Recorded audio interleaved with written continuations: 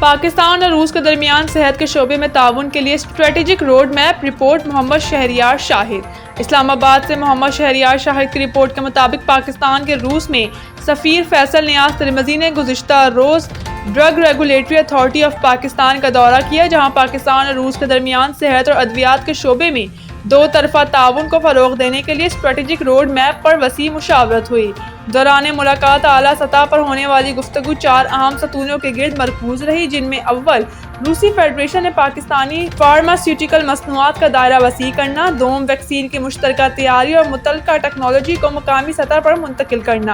سوم medical technology کے معیار اور ضوابط کو ہم آہنگ کرنا تاکہ دونوں ممالک کے درمیان ساز و سامان کے تبادلے میں رکاوٹیں کم کی جا سکیں، اور چہارم خصوصی طبی تربیت کے لیے مشترکہ فریم ورک تشکیل دینا شامل تھے۔